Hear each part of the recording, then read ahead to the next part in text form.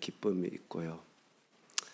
또 우리가 그런 예배 시간은 더 이렇게 제한받지 말고 시간에 그죠? 좀 이렇게 더 지속되면 좋겠다 할 때가 참 많아요.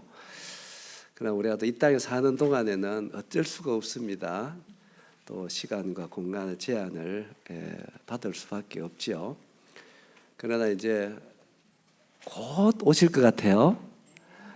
진짜 주님 곧 오실 것 같은데 그 주님 오시면 우리가 얼굴과 얼굴을 대하여 보고 다함이 없는 그런 영화로운 예배와 주님과 함께 우리의 영혼을 누릴 이 위대한 놀라운 소망이 우리에게 있습니다.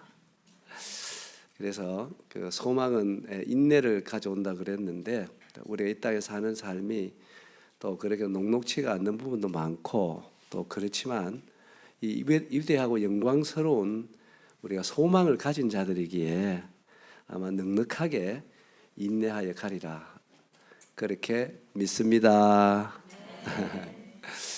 감사드리고요. 또 부족한 사람인데 진짜 이렇게 불러주셔서 또 복음을 전하고 또 존귀하신 우리 성도님들 함께 또 말씀을 이 시간 또 나눌 수 있어서 너무너무 감사합니다. 주님의 은혜가 함께 하기를 바라는 마음이 있습니다. 우리 말씀 보겠습니다. 우리 고린도 후서 4장입니다. 고린도 후서 4장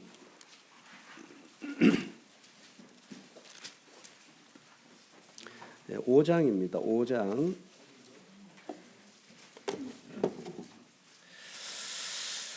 14절부터 제가 17절까지 말씀을 읽도록 하겠습니다.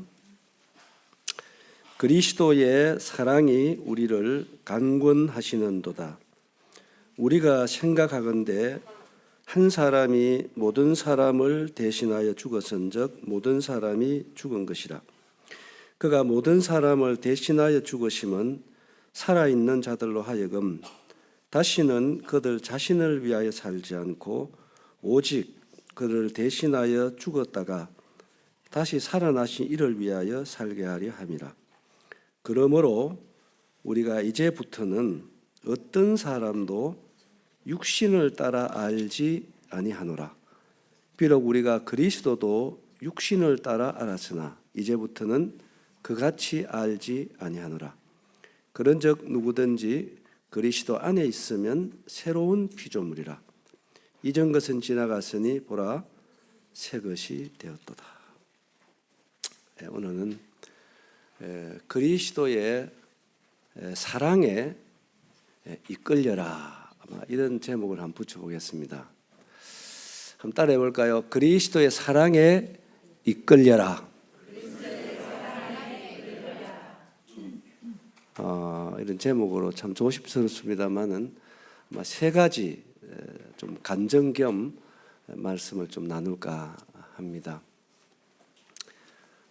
우리에게 주님을 구원받고 주님을 섬겨가는 일에 있어서 제일 중요한 게 뭘까?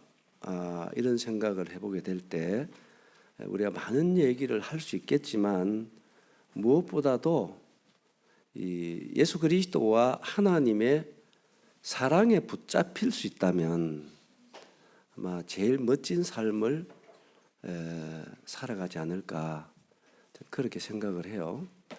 우리가 이게 주님을 섬겨도 또 섬기는 질의 차이도 있잖아요. 또 방법의 차이도 있겠고, 그러나 우리 주님을 섬기도 우리가 억지로 섬길 수도 있는 것이고, 또 인색하게 섬길 수도 있는 것이고, 또 정말 기쁘게 섬길 수도 있는 것이고, 기꺼이 자원함으로 섬길 수도 있는 것이고, 즐거움으로 섬길 수도 있잖아요. 그래도 수고는 수고대 힘드는 수고도 있고 즐거운 수고도 있어요. 살아가다 보면은 경험하시죠? 네. 그런 것 같아요. 그런데 무엇보다 사도 바울도 이 에베소 3장을 읽어보면 옥중에서 에베소 성도들을 위해서 이렇게 기도한 내용이 한 2번 정도 기도문이 실려 있잖아요. 3장 기도문에 보면 바울이 정말로 에베소 성도들에게 바랐던 게 있습니다. 그래서 뭐냐면 에베소 성도들의 어떤 그 삶의 믿음의 삶의 뿌리가 이 그리스도와 하나님의 사랑에 깊이 내리고 그 하나님의 사랑 안에 굳어지기를 간절히 기도하는 이런 내용이 있어요. 그래서 아마 우리들의 삶에 있어서도 주님을 섬겨가는 데 있어서 무엇보다도 그리스도의 사랑이 우리를 주장하고 그리고 사랑이 우리를 이끌고 우리가 그리스도의 사랑에 이끌려가는 삶이야말로 아무리 세상이 어렵고 힘들어도 우리가 사랑을 따라 섬기는 것은 즐거움이 되는 거잖아요. 맞습니까? 그리고 사랑을 따라 하는 수고는 힘드는 게 아니잖아요. 그죠? 즐거움의 수고가 되는 거예요. 우리 사람 관계도 그러한데 우리가 주님과의 관계는 더더욱 그렇지 않나 이런 생각을 해봅니다.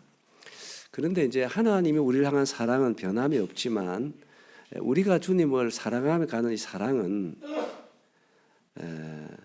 우리가 잘 관리를 해야 돼요. 뭘 해야 된다고요? 관리를 잘 해야 됩니다. 왜 그러냐면은 이 사랑을 잘 관리를 못하면 이 사랑은 잃어버려지기도 하고요. 떨어지기도 하고요. 그리고 사랑은 식어지기도 합니다. 그렇지요? 그렇기 때문에 이 주님과 우리 관계에 있어서 정말 중요한 이 사랑. 사실 구약 성경을 딱 두 마디로 얘기하자면 하나님 사랑, 이웃 사랑이잖아요. 그렇지요? 그리고 하나님은 어떤 분이라고 말합니까? 딱 두 단어로 얘기하면 하나님은 사랑이시다 그랬습니다. 또 아가서에 보면 죽음같이 강한 것은 사랑이다 그렇게 말씀이 기록되어 있고 또 로마서 5장에 보면 구원받은 우리가 이 땅에 살아가면서 부끄럽지 않게 하시려고 우리의 마음에 부어준 바 된 게 있습니다. 그게 뭐지요? 하나님의 사랑입니다. 그리고 잘 아시는 대로 고린도전서 13장 1, 2, 3절을 보면 사람의 방언과 천사의 말을 할지라도 뭐가 없으면? 사랑이 없으면 소리나는 구리와 울리는 꽹과리가 된다. 내가 예언하는 능력이 있고 모든 지식이 있다 할고 또 그다음에 뭐죠? 산을 옮길 만한 믿음이 있어도 뭐가 없으면? 사랑이 없으면 아무것도 아니다. 내가 내게 있는 모든 것을 구제하고 또 내 몸을 불살하게 내어 줄지라도 뭐가 없으면요? 사랑이 없으면 아무 유익이 없다 그랬어요. 저는 이제 그 말씀들 쭉 묵상해 보면 참 두려움이 있어요.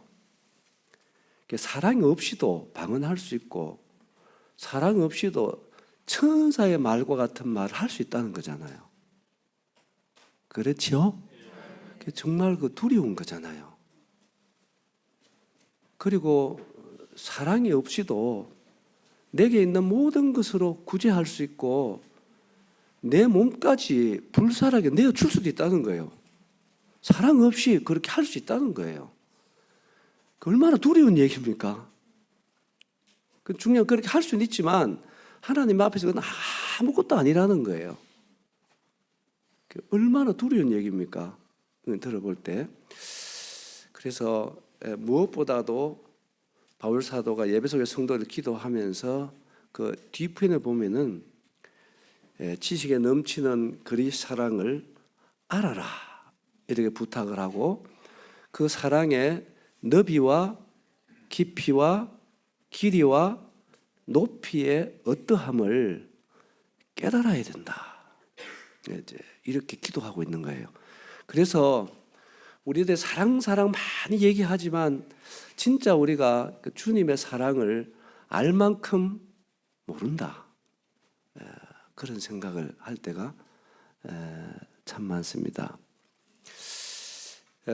제가 이제 한 가지 간증을 좀 드리면 들을 분도 계실 텐데, 제가 18살 때 눈 다친 얘기 했잖아요. 그죠? 18, 제가 구원받고 딱 1년 될 때였습니다. 근데 그때 이제 구원받고, 우리 집은 그 4대째 불교 집안이었어요. 그래서 이제 우리 부모님들도 그렇고 동네 사람들도 그렇고 이 기독교를 굉장히 싫어했어요. 그리고 이 기독교는 서양에서 왔다 해가 서양 종교라 그랬어요. 굉장히 싫어했고, 그리고 이제 집이든 동네든 개인이든 이 종교를 2개 가지면 망한다 했습니다. 그렇게 해서 너무너무 반대를 심하게 했거든요. 근데 제가 이제 저도 반대를 심하게 했죠. 싫어했는데 주님의 특별한 은혜로 제가 이제 구원을 받고, 예수님이 너무 좋아서 이제 그때는 핍박이 굉장히 심했습니다. 매도 많이 맞고 쫓겨나기도 하고 밥도 굶고, 그때는 자매들 같은 경우는요 진짜 옷을 다 벗겨서 안 주는 거예요. 혼입을 두르고 교회 가고 그랬어요. 그때 그런 일들이 참 많았습니다. 그리고 막 머리도 삭발도 시키고 막 그런 일들이 참 많았습니다. 그럴 때 제가 이제 구원받고 1년 동안 주일을 한 번도 빠지지 않고 교회 나갔거든요. 그런데 이제 늘 그런 얘기했어요. 아버지도 그런 얘기하고 동네 사람들도 이제 예수 믿고 교회 가면은, 좀 내가 직선적인 얘기 죄송합니다만은 신세 조진다 그랬습니다. 망한다 그 말이에요. 그런 얘기를 많이 했거든요. 그런데 이제 딱 1년 될 때 봄에 소풍을 갔습니다. 그때 이제 김천의 모임하고 또 선산 모임하고 구미 모임하고 이제 3개 모임이 연합해서 낙동강으로 소풍을 갔어요. 그런데 그때는 전국에도 모임이 많지 않았거든요. 그런데 그 연합에 소풍 간다고 이제 대전에서 간호사 하는 자매님들이 4명이 오셨어요. 대전에서도 왔다고요. 그래가 이제 낙동강변에 소풍을 갔는데 이제 예배를 드리고 저 말씀을 듣고 이제 식사하면서, 그때 이제 그렇게 모여도 어른들 한 30명도 안 됐습니다. 그런데 그 주일 학생들 한 100여 명이 왔어요. 그러니까 이제 그 아이들을 저하고 형제 한 사람하고 2사람이 그 애들을 쭉 관리하고 있었거든요. 근데 이제 점심도 빨리 먹고 이제 그 아이들 같이 노는데, 대전에 있는 그 자매님 한 분이 콜라병을 들고 저한테 와가지고 따달라는 거예요. 그러니까 정시도 바쁜 시기에 그 따달라 그래서 이게 찾아봐 따는 게 없잖아요. 그래서 옆에 보니까 이제 자전거 아시죠? 그 자전거 옆에 하나 서 있는 거예요. 그러니까 뒤에 보면 이제 짐 실는 거 쇠로 만들어 놨잖아요. 그 이제 콜라병 이래 들고 그냥 그 쇠에 대고 이렇게 친 거예요. 한 번 딱 치는데 이게 안 따져. 이거 2번째 팍 치니까 이게 팍 하면서 이제 병이 폭발한 거예요. 근데 팍 하면서 이제 콜라병이 폭발하는데, 이 병이 깨지면서 그 병 유리의 파편 있잖아요. 그 이제 수술해서 그 파편을 빼보니까 정말 날카로운 그런 유리가 제 이제 오른쪽 눈을 그대로 친 거죠. 그래서 이제 그 눈동자가 이제 파열이 됐거든요. 그런데 이제 뭐 지금 이렇게 보니까 그러한데, 그때도 이제 그런 어떤 지식들이 없었던 것 같아요. 그래 딱 파열되자마자 어쨌든 간에 안정을 취해서 큰 병원으로 갔으면 눈을 이게 살릴 수가 있었대요. 근데 이제 뭐 이제 그때 그런 지식이 없고 이래가지고 막 그 동자가 터져서 이제 먹물이 쏟아져 나오는데, 그냥 너무 아파서 소리치면서 낙동강변에 이제 둥글고, 그러다가 이제 어떤 형제 한 분이 저를 이제 그서 선산읍까지 한 4km 넘어요. 그런데 그 이제 자전거 뒤에 날 태우고 그 저 비포장이잖아요. 시골길 달달달달 하면서 선산읍까지 가니까 뭐 약 1시간 가까이 걸리는데, 그러니까 어떻게 하겠어요? 먹물이 다 쏟아져 나오잖아요. 선산읍에 가도 안 되잖아요. 그러니까 거기서 다시 이제 시외버스를 타고 김천까지 갔습니다. 김천까지 갔는데 김천 안과가 있었어요. 가도 안 되잖아요. 그러니까 이제 대구로 가야 되는데 그때 이제 성도들이 다 놀러 오고 이래가지고 이제 저를 병원 가서 안 된다고 그러니까 김천 예배당에 제가 혼자 있고 이제 그 형제는 다시 선당으로 내려가고 그래 이제 예배당에 혼자 이래 있는데 참 아파서도 울었고 또 생각을 해보니까 그때 내가 18살인데 구원받고 1년 만에 그렇게 이제 우리 아버지가 반대를 하고 제 눈앞에서 성경을 5권이나 한 장 한 장 찢어서 불태울 정도로 그렇게 반대를 하셨어요. 그랬는데 어른 아버지와 동네 사람들이 얘기한 대로 된 거예요. 그러니까 그 18살의 그 젊은 사람이 한쪽 눈을 잃었으니까 평생의 병신으로 살아가야 되는 그 삶의 어떤 그 어려움이라는 것은 참 이로 말로 할 수가 없는 거죠.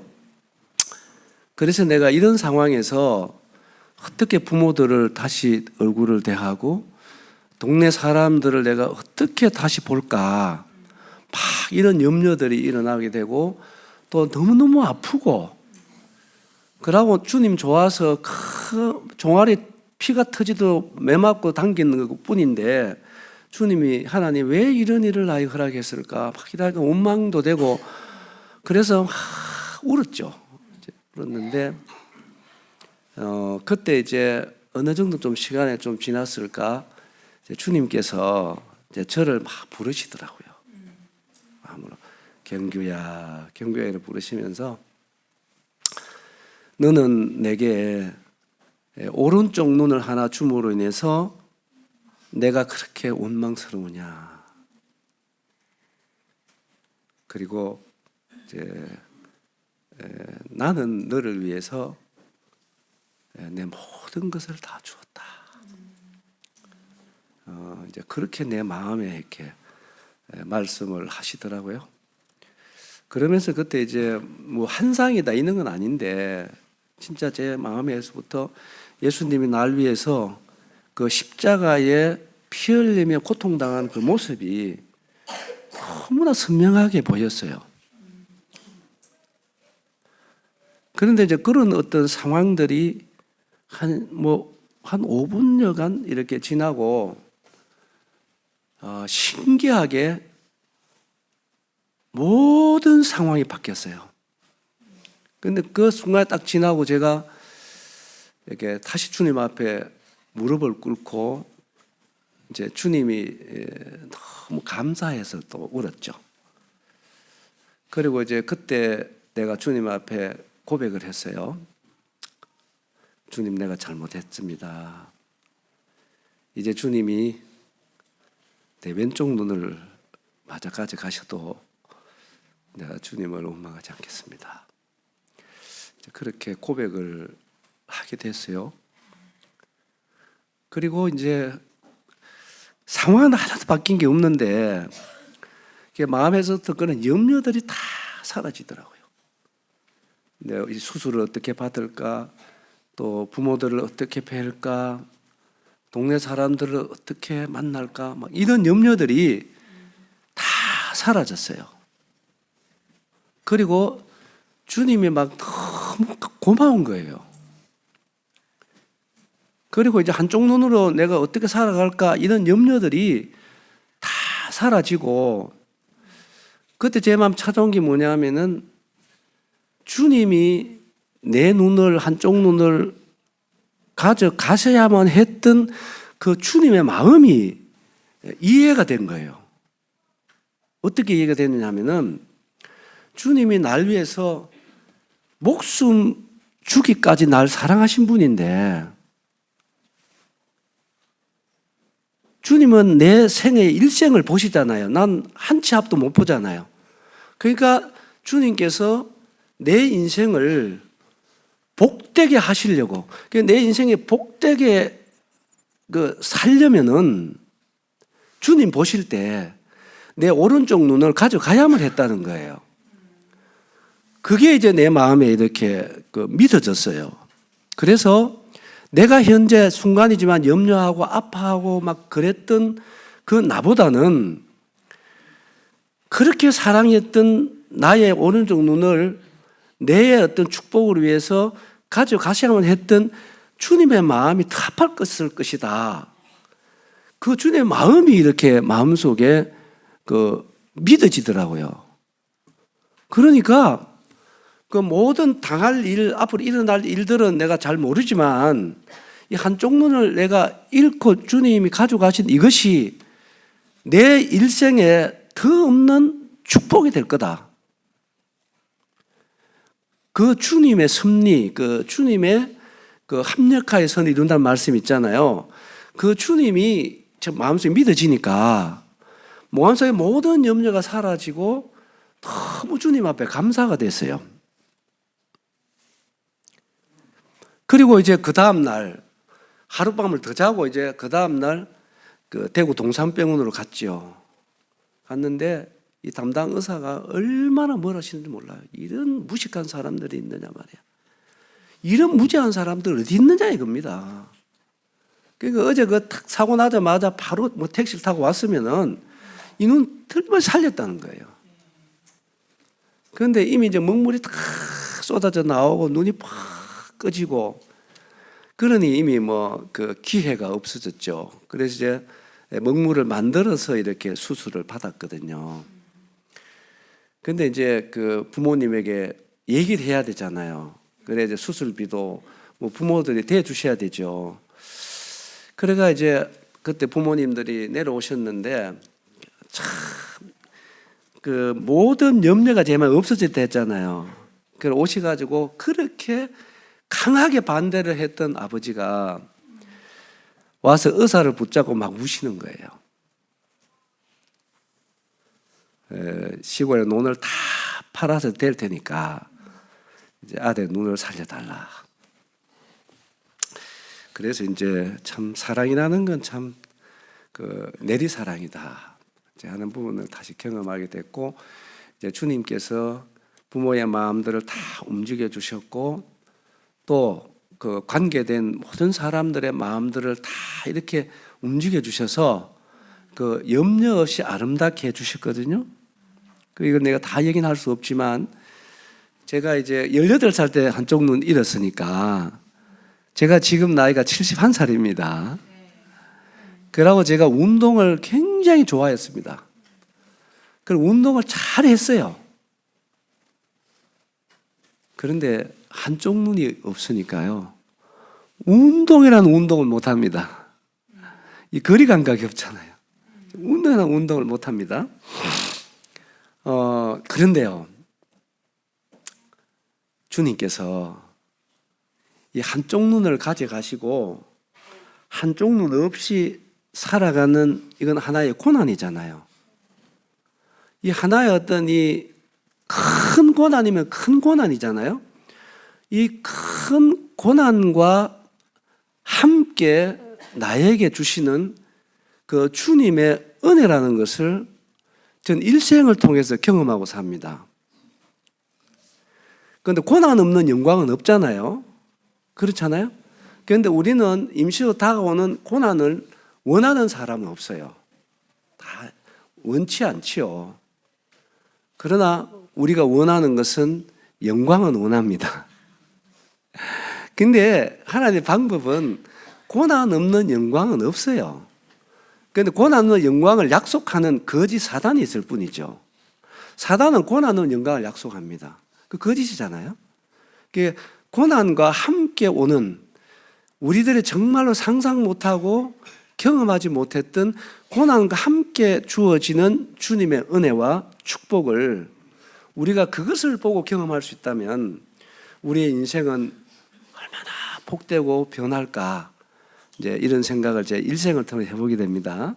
해보게 되는데, 제가 물론 한쪽 눈 잃고 없이 살아가는 삶의 불편함은 참 말로 할 수 없어요. 지금도 그래요. 지금도 50년이 넘게 살아왔지만 지금도 아직까지 어떤 물건들을 받을 때는 이게 똑바로 못 받습니다.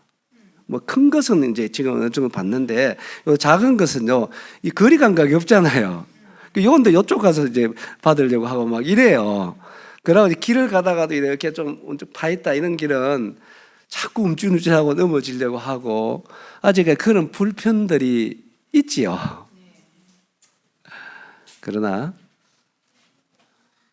한쪽 눈이 없는 병신의 삶으로 인한 그 불편함과 아픔과 고난보다는요, 그것으로 인해서 내 인생을 복되게 하신 이 주님의 은혜가 그 아픔과 고난을 훨씬 더 뛰어넘는 은혜라는 사실입니다. 고난이 너무 크게 들려졌습니까? 이때 아멘을 해야 되는데 아멘이 안 나오는 모양입니다. 그래서 제가 이제 한쪽 눈이 이제 시력을 잃고 이제 여러 가지로 그랬는데, 참 제가 존경하는 어떤 형님은요, 제 이 오른쪽 눈을 수술을 해 주려고 2번씩이나 내 손을 잡고 큰 안과로 갔어요. 사람 외모를 보니까 그래 이제 수술 한 번 더 하면 시력은 회복할 수 없지만 전혀 표는 안 나게 할 수 있다고 그래요. 그런데 제가 정중하게 거절을 했어요. 왜냐? 제가 이것은 주님이 나에게 주신 흔적이다.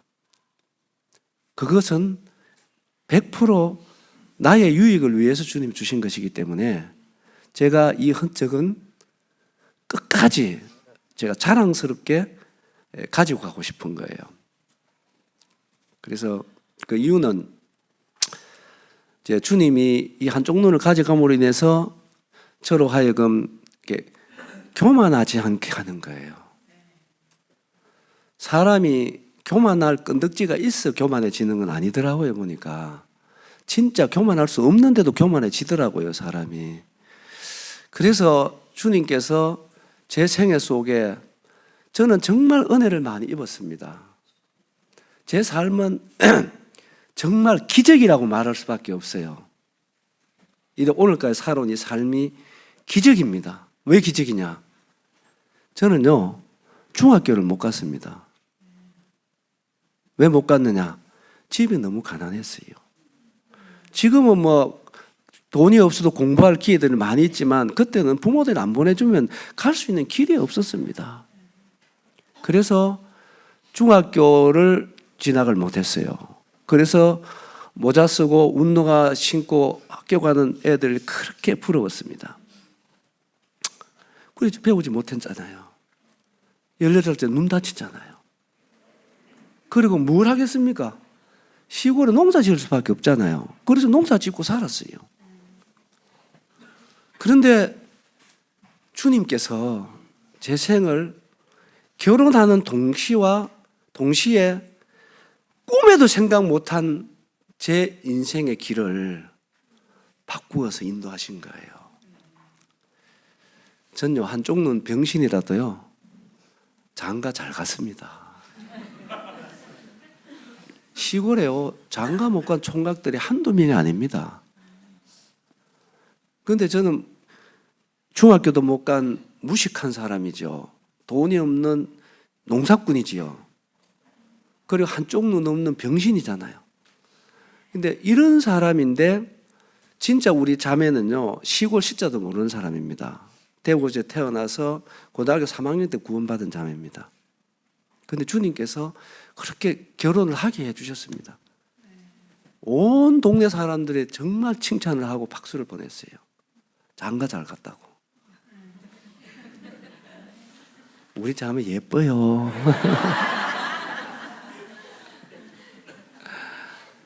주님이 그런 은혜 주셨죠? 그리고 보세요. 저는 전국적으로 제가 안 간 모임이 없습니다. 그리고 한국의 모임의 성도들은 아마 저를 모르는 사람은 거의 없을 것입니다. 그리고 저는 국내만 다닌 게 아닙니다. 전 영어로 내 이름도 못 쓰거든요, 지금. 그런데 제가 약 40개국을 다녔어요. 그러면 내가 뭐하러 다녔느냐? 복음 전하러 갔습니다. 내가 가고 싶어 한 게 아니고 다 오라고 초청해서 갔어요. 제가 그 미국에도 2번이나 갔습니다. 한인 모임에 다 순회를 했습니다. 제가 유럽에도 11개국을 갔습니다. 여러분, 제 생애를 주님께서 얼마나 복되게 해주셨습니까?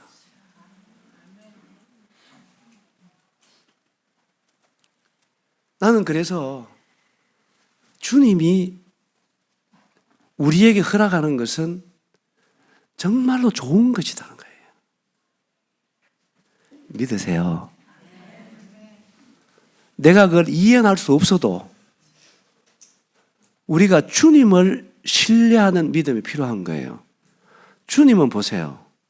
아들 하나님이시잖아요. 그래서 나를 위해서 목숨까지 주시면 나를 사랑하는 분인데 그분이 정말로 내가 잘 되기를 바라지 않겠습니까? 그렇지 않나요? 잘못되게 인도하겠습니까? 1%도 아닙니다. 우리는 이 주님을 사랑하고 신뢰하는 것이 필요합니다. 그럴 때 주님께서 우리의 인생을 최고로 값지게 인도하는 거예요. 최고의 가치 있는 삶으로 인도하는 것입니다. 아멘입니까? 저는 그래서 어디 다니면서 항상 그런 얘기 합니다. 저는 정말 예수님 때문에 출세한 사람이라고요. 제가 저희 시골 동네도 복음 집회를 몇 번 갔습니다. 어른들 모시고 복음을 전했습니다. 그 어른들이 한결같이 저보고 얘기합니다. 출세했다고. 그 시골 골짜기에서 태어나가지고 정말 출세했다고. 출세했죠? 누가 그렇게 했습니까? 주님이 그렇게 하신 것입니다. 나는 그래서 이렇게 신실하신, 좋으신, 저는 예수님을 사랑합니다. 아멘입니까? 그래서 예수님을 따라가고 예수님을 순종하고 예수님을 전하는 것은 제 생애의 최고의 즐거움입니다.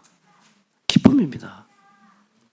저는 다른 것은 별로 할 얘기 없는 사람입니다. 그건 전 예수님 얘기할 때 제일 좋아요. 제일 기쁨이 있어요. 제일 감사가 있어요.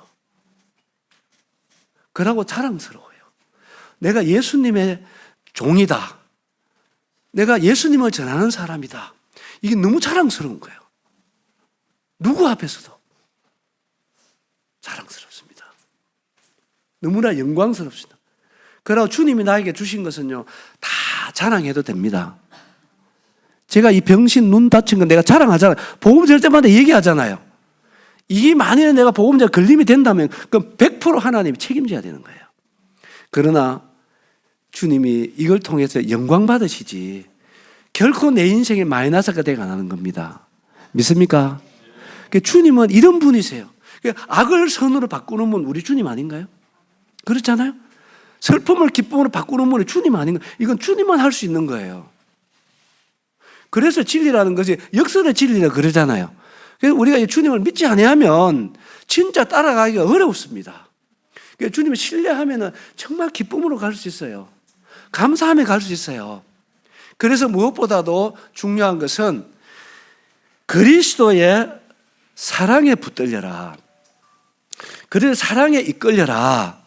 제가 이렇게 부탁드리는 겁니다. 아멘입니까? 아멘입니까? 그래서 정말로 주님 섬기는 것은 우리가 기쁨으로 섬겨야 됩니다. 즐거움으로 섬겨야 돼요. 억지가 아닙니다. 예? 그러니까 얼마나 귀하신 분인데 그분이 우리를 통해서 억지의 섬김을 받아도 되겠어요? 안 되잖아요. 인식하면 섬김을 받아도 되겠어요? 안 되잖아요. 그렇게 하지 않도록 그분이 우리를 인도하잖아요. 그렇게 하지 않도록 기쁨으로 섬기도록 즐거움으로 섬기도록 여러분 자원함으로 주님을 섬기도록 우리 속에서 우리를 도우시잖아요. 함께 하잖아요. 그렇지요. 그렇습니까? 여러분 이 주님 기쁨으로 따라갑시다. 기쁨으로 섬깁시다. 아멘입니까? 그래서 이 주님의 사랑을 따라가는 것입니다. 사랑 없이는 아무것도 아닙니다. 제가 살아보면 그래요.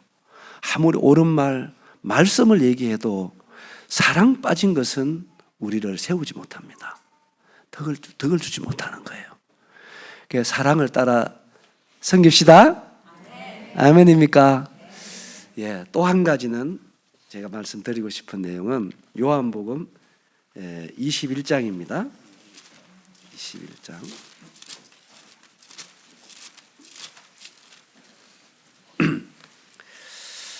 요번 21장 제가 1절부터 조금 읽어보겠습니다. 그 후에 예수께서 디베랴 호수에서 또 제자들에게 자기를 나타내셨으니 나타내신 일은 이러하니라. 시몬 베드로와 디두모라 하는 도마와 갈릴리 가나 사람 나다나엘과 세베대의 아들과 또 다른 제자 둘이 함께 있더니 시몬 베드로가 나는 뭐 잡으러 간다? 물고기 잡으러 가노라 하니 그들이 우리도 함께 가겠다 하고 나가서 배에 올랐으나 그날 밤에 아무것도 잡지 못하였더니 날이 새어갈 때에 예수께서 바닷가에 서셨으나 제자들이 예수인 줄 알지 못하는지라. 시간 되면 계속 읽으시기 바라고 9절에 보시면 육지에 올라보니 숯불이 있는데 그 위에 생선이 놓여있고 떡도 있더라. 12절 예수께서 이르시되 와서 조반을 먹으라 하시니 제자들이 주님이신 줄 아는 거로 당신이 누구냐 감히 묻는 자가 없더라. 예수께서 가셔서 떡을 가져다가 그들에게 주시고 생선도 그와 같이 하시니라. 이것은 예수께서 죽은 자 가운데서 살아나신 후에 몇 번째로? 세 번째로 제자들에게 나타나신 것이라. 제가 이 말씀을 좀 오래전에 좀 읽다가 감동을 받아서 여러 번 교제도 했어요. 이 말씀 내용을 여러분 잘 아시잖아요. 철저하게 실패한 제자들입니다. 그렇게 십자가가 다가오기 전에는 아무도 주님을 버리지 않겠다고 장담했습니다. 베드로는 다른 사람 다 버려도 나는 버리자고 죽는 때까지 가겠다고 장담을 했습니다. 그런데 어떤 결과를 빚었나요? 그들은 주님 부름 받았을 때는 배와 부침과 거물을 버려두고 주님 따랐습니다. 그렇죠? 그런데 이 말씀 내용을 보시면은 다 예수님을 버렸습니다. 베드로는 3번까지 주님을 저주하면서까지 부인했습니다. 그리고 돌아서서 주님 처음에 부름을 받을 때는 그렇게 자기들이 버렸던 그 거물을 다시 잡고 살기 위해서 고기 잡으러 갔어요. 그렇죠? 그런데 그날 밤에 고기 잡았어요? 못 잡았어요? 한 마리도 못 잡았습니다. 그런데 그날 새벽이었어요. 제자들의 상황을 생각해 보면 그들이 그래도 주님을 저주하고 버린 그 일에 대해서 얼마나 마음의 가책을 느끼겠어요? 안 그렇겠습니까? 얼마나 가책을 느끼겠습니까? 그리고 밤새도록 고기 한 마리 잡으려고 잠자지 못하고 그 추위에 떨던 그 제자들, 그 새벽에 얼마나 추웠겠습니까? 그리고 얼마나 배가 고팠겠어요? 철저하게 주님 버리고 실패한 제자들이 간 곳은 갈릴리 바다였습니다. 그런데요, 제가 어느 날 성경을 읽다가 마가복음만 가보겠습니다. 마가복음 14장에 보면 이런 말씀이 있습니다. 14장 27절 28절을 보시면 예수께서 제자들에게 이르시되 너희가 다 나를 버리리라. 이는 기록된 바 내가 목자를 치니 양들이 흩어지려 하였느니라. 28절 보시면요. 그러나 내가 살아난 후에 너희보다 먼저 어디로 가리라? 제가 이 말씀을 읽다가 너무 감동을 받았습니다.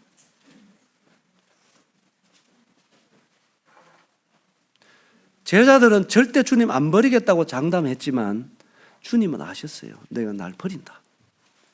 그러나 내가 너희보다 살아난 후에 먼저 갈릴리 가겠다 그랬어요.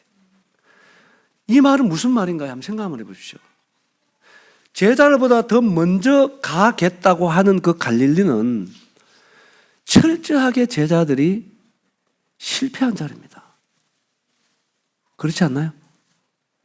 그 자리에 가책을 느끼고 후회하고 배고프고 춥고 떨면서 밤을 새웠던 그 자리에 제자들보다도 먼저 와 계신 분이 계셨어요.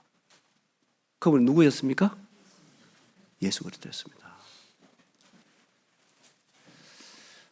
저는 이 말씀 읽다가 주님이 참 너무 좋았어요. 우리가 아무리 결단하고 결심하고 하더라도 우리 참 연약함이 많습니다. 안 그렇습니까? 그래서 우리 삶 속에 참 실패하고 넘어질 때가 많아요.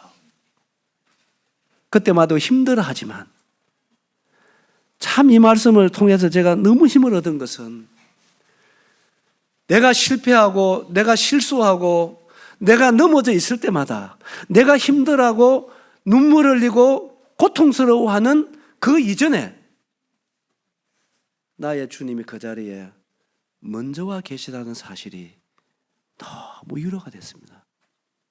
그래서 내가 오늘 있기까지는 철저하게 주님의 은혜다. 아멘입니까? 내 결심도 아닙니다. 내가 믿음이 좋아서도 아닙니다.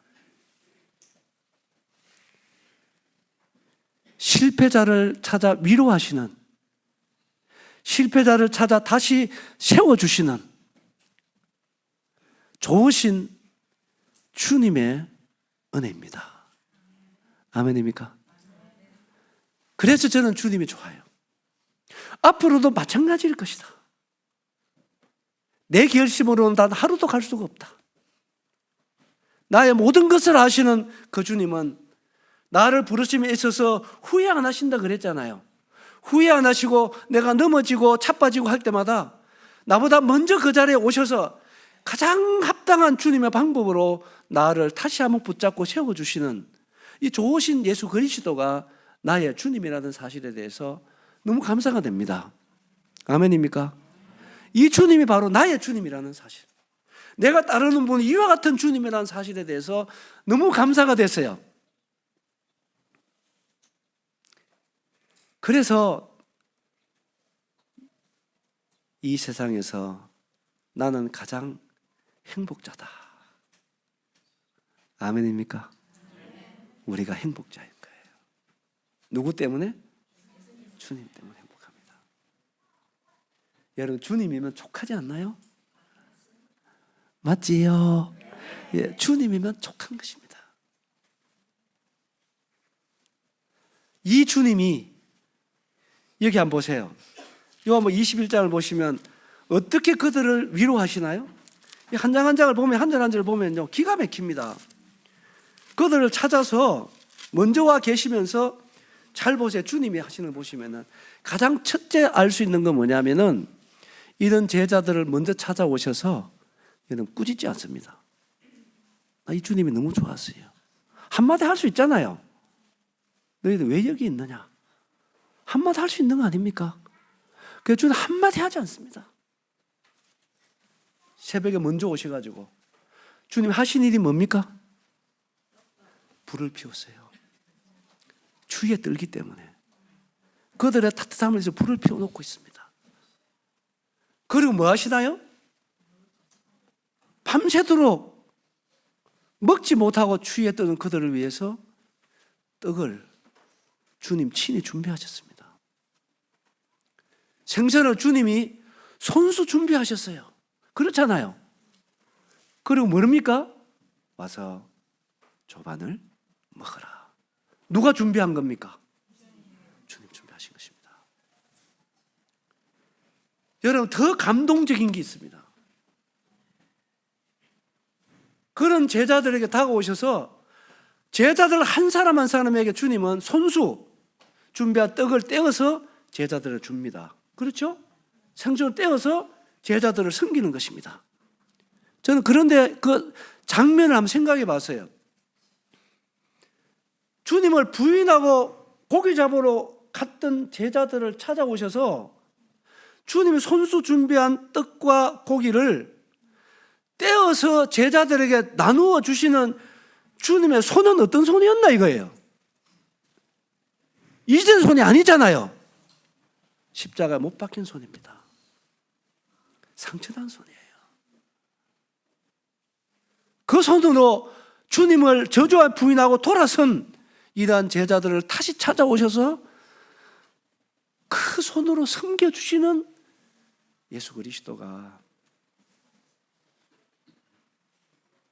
우리들의 주님입니다.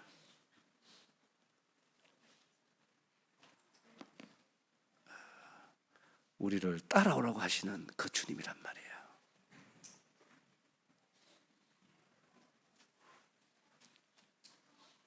제자들에게 한 말씀 꾸짖지 않으시고 한 말씀 안 하셔도 이 장면을 본 제자들은요, 난 변할 수밖에 없었을 것이다, 그런 생각이 듭니다.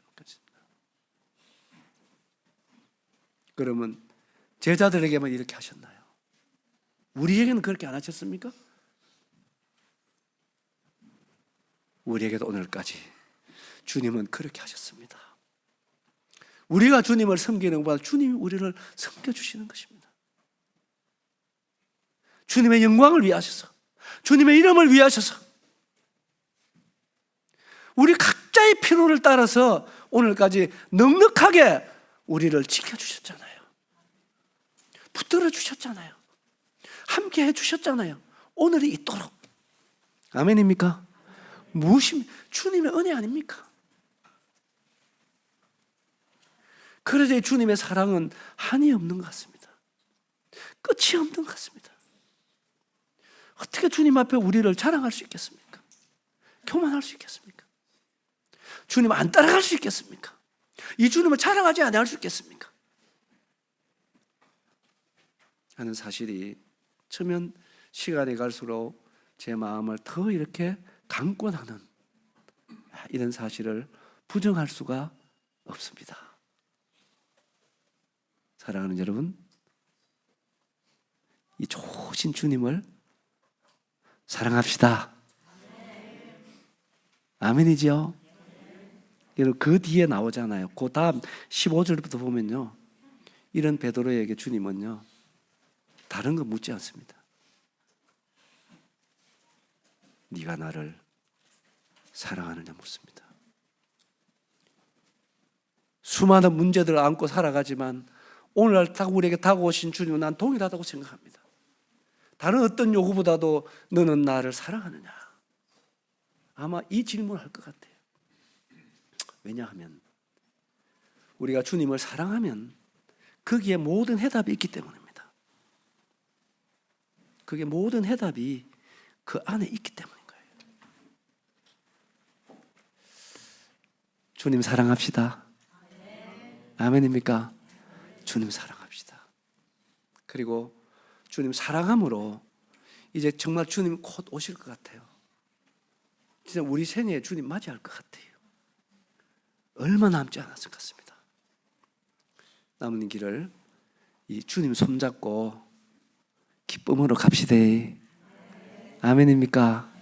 사랑하며 갑시다. 이런 주님이 계시는데 누가 부럽습니까? 무엇이 부럽습니까? 주님이면은 우리는 족한 것입니다. 아멘입니까? 그래서 고로 난 여러분들은 참 행복한 보입니다. 주님 안에 있는 우리가 얼마나 행복한가 생각할수록 참 감동이 됩니다. 감사가 됩니다. 이런 교제들을 여러분과 함께 이렇게 나눌 수 있는 것도 정말 감당 못할 주님의 은혜인 것입니다. 감사합니다. 한 가지 더 말씀드려야 되겠습니다.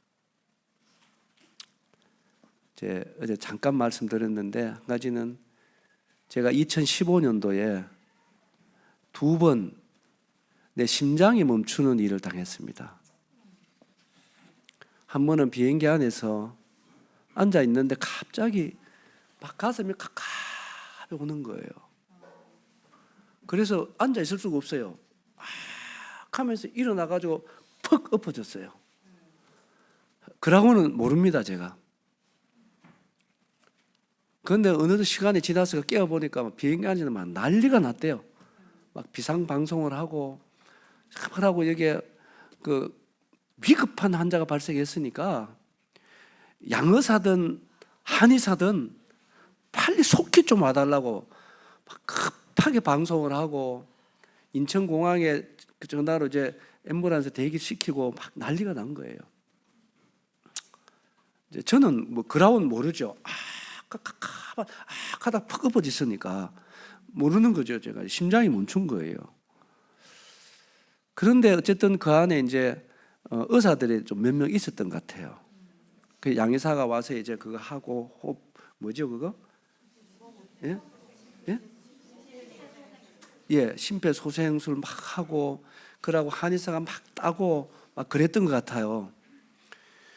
그래서 어떤 시간이 지났는가 내가 깨어났어요. 그래가지고 이제 멍하게 이제 어느 시간이 지나 깨어났는데 이런 일이 하고 이제 인천에 도착했죠. 해가지고 이제 괜찮으니까 또 앰뷸런스 타고 가면 좀 복잡한 일이 생기니까 내가 부산 가서 치료받겠다 하고 이제 다시 차를 타고 이제 부산에 왔죠. 와가지고 9월 2일 날 제가 이제 병원에 가서 검진 받으러 갔습니다. 검진 받다가 심장이 멈춘 거예요.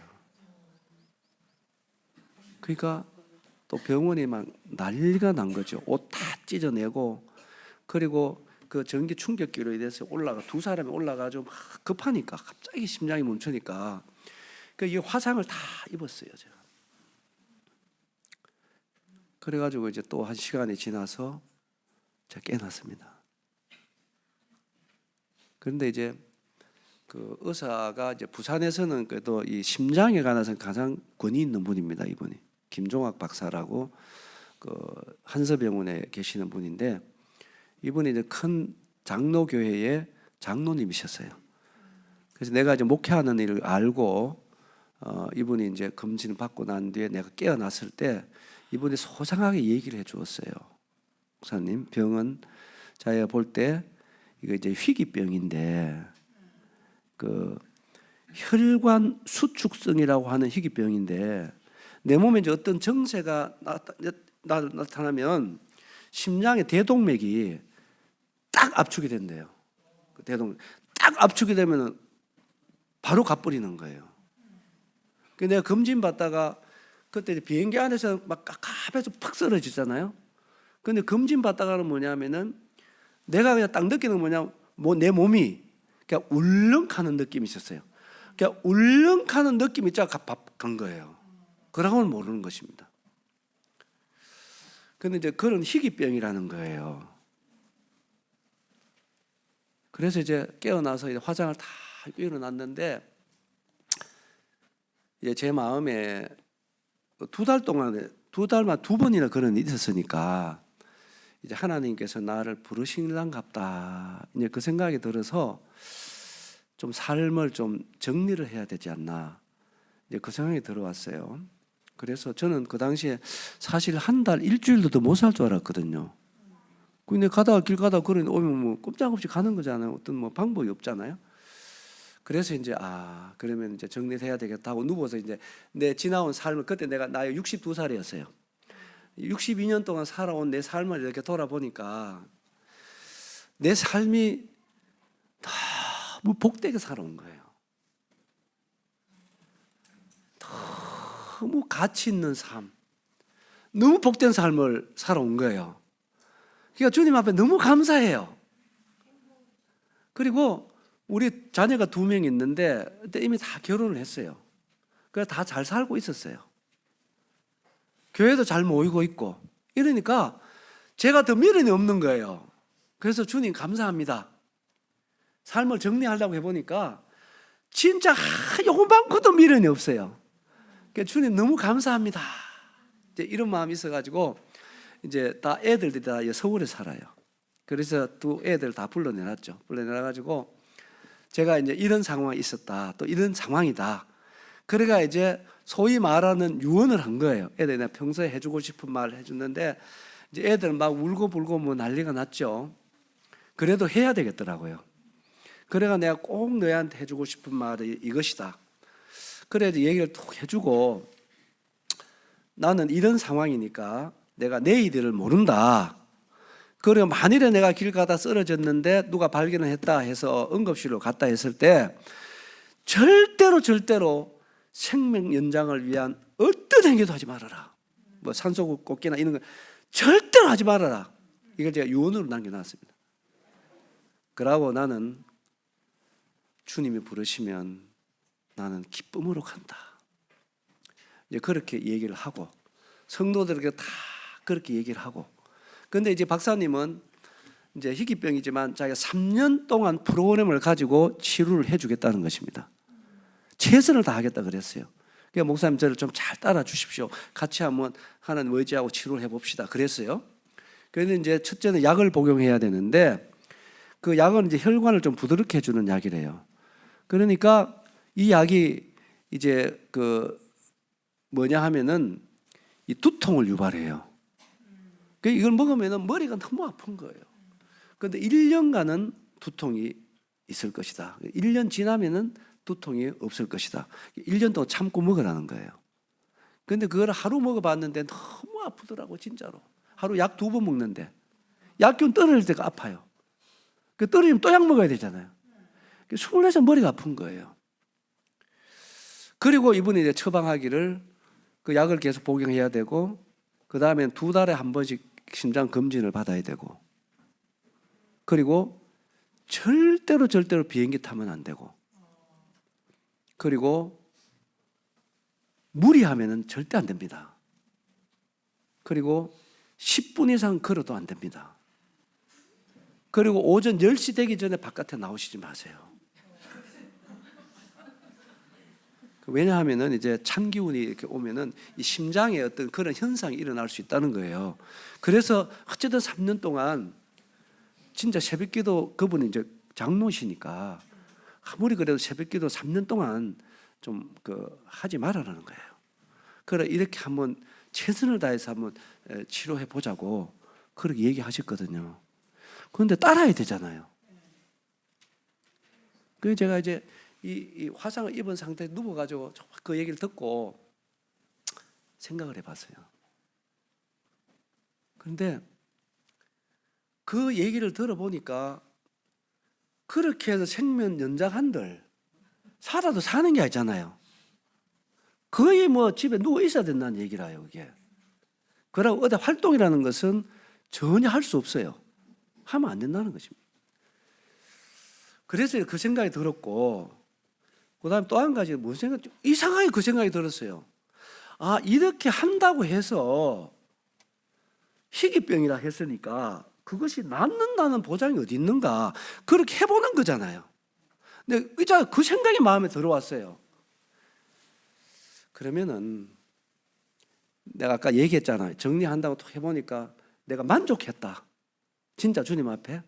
그러면은 내가 그렇게 해가지고 불확실한 생명을 어렵게 연장해 간들 무슨 의미가 있는가? 내가 오늘 이후로 내 심장을 하나님께 맡기자. 그런 마음이 주어졌어요, 주님이. 그러고 단 하루를 살아도 내가 지금까지 살아온 그 삶들을 살다가 주님 부르면 기쁨으로 가면 되지 않느냐. 그 생각이 딱 들어오니까 마음이 굉장히 평안함이 있어요. 그래가 내 그래 하리라. 그래가 박사님께 말씀을 드렸어요. 박사님 너무 감사합니다. 고마운데 제가 오늘부로는 내 심장을 내가 믿는 하나님께 맡기겠습니다. 그러고 내가 하루를 살아도 저는 감사하게 주님 곁에 가겠습니다. 박사님 상세하게 치료해 주시고 처방해 주셔서 감사합니다. 그러니까 내 두 손 잡고 안 된다는 거예요. 목사님 절대 그러시면 안 됩니다. 치료 받으셔야 됩니다. 그러셨어요. 그래도 이제 제 마음 주님 그런 마음 주셔가지고 그렇게 결정을 했죠. 그래 애들 보는 앞 이 얘기를 다 하고 보는 앞에서 제 약봉지를 다 네트를 집어넣었어요. 그리고 이제 기쁨으로 하루하루를 살았습니다. 진짜로 아침에 일어나면 정말 오늘 내가 갈 수 있다. 그 마음 정말 있었어요, 마음에. 그래서 오늘도 주님 함께 하루를 걷다가 주님 부르면 내가 기쁨으로 가겠습니다. 아침에 그래 시작하는 거예요. 저녁에 일과를 마치면 주님 오늘 하루 지켜주셨네요. 이제 이 시간 나 피곤해서 잠들 텐데 잠자다가 난 갈 수 있잖아요. 응? 그럼 그때 내 기쁨으로 주님 맞이하겠습니다. 그러고 잠들었어요. 아주 기도가 간단했습니다. 그런데요, 하루를 살다 보니까 몇 년 됐습니까?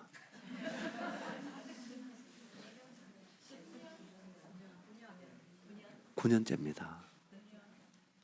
그런데요, 놀라운 일이 있습니다. 주님이 그 이후로 저는 병원에 한 번도 안 갔어요. 그 심장이 어떻게 되는지 몰라요. 그런데 그 안에 한 번도 그런 증세가 안 일어났어요. 일어났으면 내가 여기 못 서 있겠죠. 근데 정말 감사한 은혜가 있습니다. 뭐냐 하면요, 여러분 솔직하게 우리가 주님 믿잖아요, 그죠? 그렇지요. 그래도 우리의 마음에 걱정이 있고 염려가 많이 있어요. 없어요? 이건 너무 담대하게 있어요 하면 안 되는 건데. 근데 우리 이제 말씀으로는 참 우리가 주님께 맡기자, 주님께 내려놓읍시다. 주님이 우리 집을 날마다 저 주신다 하지 않느냐, 주님께 맡깁시다 다 하잖아요. 그럼 모르는 사람 누가 있어요? 그런데 저도 그 전에는요, 항상 마음에 눌림이 있어요. 항상 교회를 위해서, 자녀들을 위해서, 내 미래를 위해서, 이런 그 염려들이 항상 있더라고요, 마음에. 몰라서 그런 게 아니고. 그런데요, 주님이 놀라운 선물을 주셨습니다. 그 이후로 진짜 제 마음에 걱정이 없어졌어요. 염려가 없어졌습니다. 내가 맡기려고 했었는 게 아니고 맡겨졌어요. 그리고 내려놔졌어요.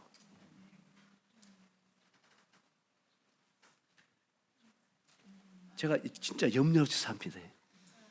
그러고 내가 9년 동안요, 진짜 바쁘게 살았습니다. 비행기 타지 마라 했잖아요. 내가 비행기를 얼마나 많이 탄지 모릅니다. 머리 남아공도 갔다 왔죠. 매년 스리랑카 갔습니다. 동남아 내가 안 가본 나라가 없습니다. 국내 집회 내가 얼마나 다녔습니까? 지금 제가 4월 첫째 주부터 5월 셋째 주까지 매주 갑니다, 집회를. 이래 하면 안 되는 거거든요. 그런데 하루하루 살았어요. 항상 지금도 그런 마음이에요. 아, 오늘 나는 갈 수 있다. 항상 그 마음이 있어요. 그러니까 우리들이, 여러분들이 마음속에 담고 가는 염려와 걱정은요, 90% 이상 여러분들 다 땡겨와서 하는 거예요. 안 그런 줄 아세요? 여기 다 스스로 땡겨와가지고 지금 내 마음에 담고 간다는 거예요. 이게 90% 이상이 다 불확실한 거. 그렇잖아요. 확실치 않는 미래 거 오늘 땡겨왔잖아요. 그리고 이미 지나가 과거 거 오늘 땡겨왔잖아요. 그것 가지고 걱정하고 염려하고 살아가는 게 인생인 거예요. 맞아 안 맞아요? 다 그런 거라니까. 그런데 저는 내일을 기약할 수가 없잖아요. 실제 그 경험했으니까 혹가다지 그런 생각이 올라올 때 있어요. 그럴 때마다 딱 뭐 생각하냐면, 야, 너는 오늘도 기약할 수 없는 사람이잖아. 그런데 뭘 네가 1년 거를 걱정하느냐. 이러니까 아이고 너무 미안한 거라, 주님 앞에. 그건 내가 할 수 있는 내용이 아니더라고. 그러니까 주님께서 그 이후로 진짜 마음의 모든 염려를 다 가져가셨어요. 할렐루야. 이런 은혜가 여러분 모두에게 임하길 바랍니다. 그래서 제가 느끼기로는요, 병원 안 가봤지만 심장이 많이 좋아진 것 같아요. 그냥 제 느낌입니다.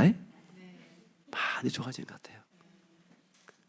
그러고 건강도 더 많이 좋아지는 것 같아요. 왜 그런지 압니까?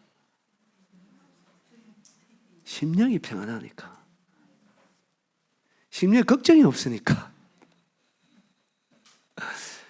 주님의 은혜를 찬양합니다. 아멘입니까?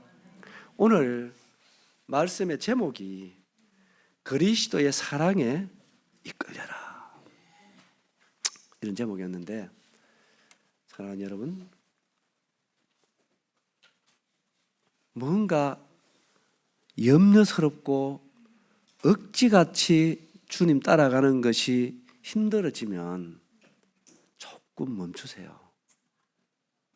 그리고 날 살아가신 주님의 사랑을 한번 점검을 한번 해보시기 바랍니다.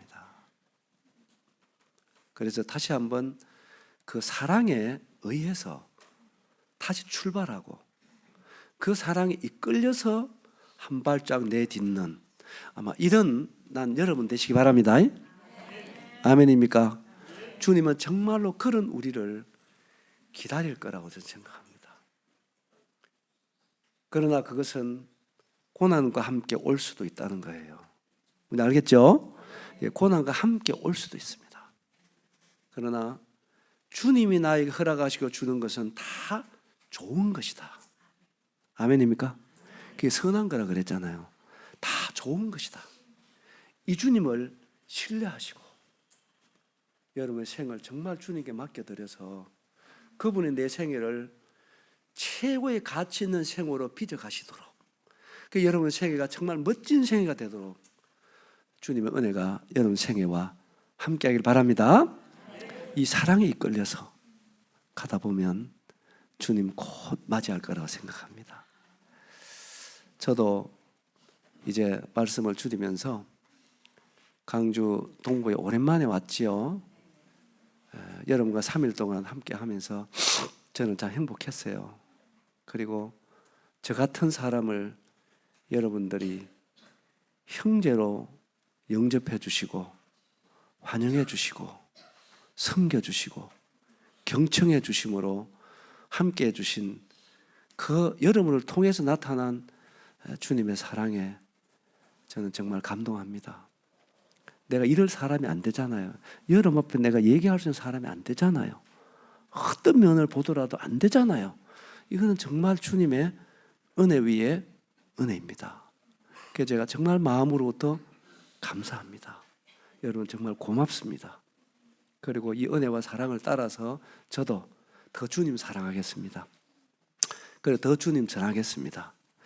그러다가 언젠가는 주님 혹 허락하시면 다시 우리 더 좋은 모습으로 만날 수 있으면 좋겠어요. 예, 다시 한번 여러분의 그러한 놀라운 사랑의 배려에 대해서 감사드리면서 말씀을 드리도록 하겠습니다. 고맙습니다. 감사합니다.